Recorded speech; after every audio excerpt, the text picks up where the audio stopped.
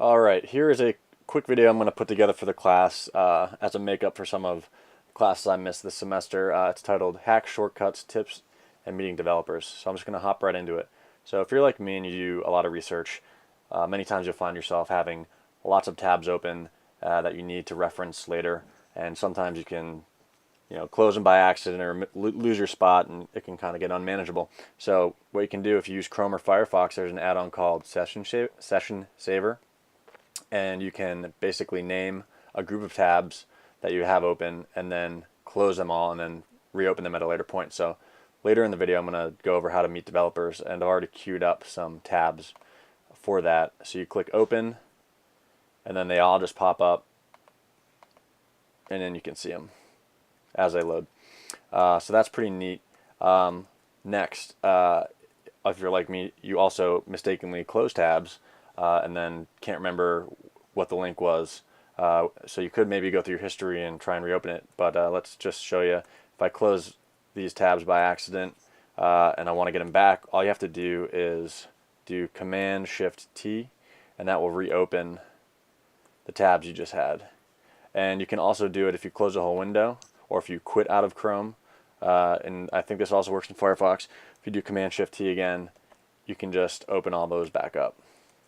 So moving on, you can also cycle through windows. So as you can see, when I do expose, I already have two Chrome windows open. If I want to toggle between the two without doing this, you can do Command tilde or the backtick, and you can go back and forth, back and forth. You can also, if you're going between different applications, you can do Command Tab, and that'll go between, this is my notepad, this is my browser.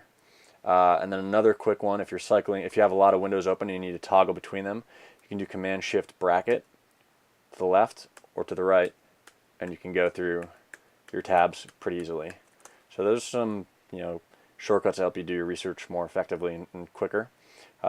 Next, email. There's a pretty sweet add-on for email called Rapportive, and what it does, if you can look on the side right over here, basically whoever you're emailing with, what Rapportive will do is go out and hit their Facebook, their Twitter, their LinkedIn, and then enhance your email pane with their information. So you can see, this is my buddy Nathan.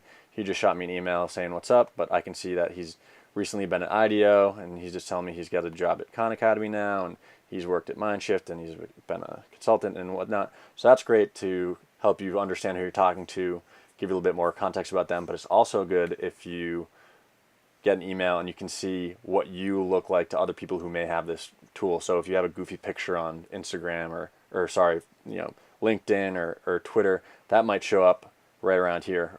So you might want to change that. And additionally, I just remembered I have this add-on called Hover Zoom. So if you want to hover and get a better image, a larger version of the image you're looking at, you can hover over it without clicking and trying to view source or any of that stuff. So those are pretty nifty.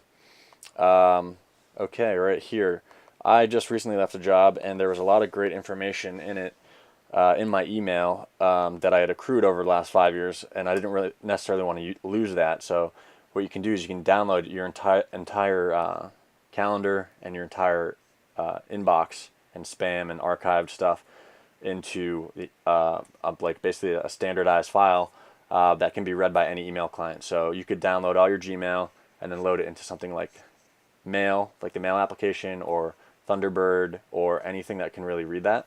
And then you can make sure that you have that so you can search through it at a later date if you ever need to go back to anything you learned at your previous job. Okay, presenting and screencasting. I'm right now using QuickTime, so let's see if I can show you. If you want to do a screencast, you just go to File and click New Screen Recording. And then from there you can click on a few options to record from a microphone, and then I think when I'm clicking this thing, a little circle's coming up so you can see where the mouse is. So those are two little helpful tips. And additionally, when you're presenting or giving a speech or anything like that, you might want to warm up your vocal cords. I'll share this link. I use this. It's a little trick I use to get in the flow of talking, but it's just tongue twisters. Give them a shot, go through a few of them before you talk, and it'll help you enunciate better before you give a presentation. All right, so meeting developers. The way I've met developers in the past, I'm a developer by trade, but a lot of these people, they're around, you just don't know where they are sometimes, especially if you're not doing the same kinds of thing they are. So I've found it's pretty easy to meet them if you go to like hackathons and meetups in the area. And so like, okay, what are hackathons? What are meetups? They're basically competitions. Hackathons are competitions. Meetups are, people using certain software or tools that want to get together and talk about it. They're usually people that are pretty passionate about it. A lot of the times they're entrepreneurial. So if you want to meet them, there's some good ones in DC that I've been to in the past. One is, Angel Hack, angelhack.com.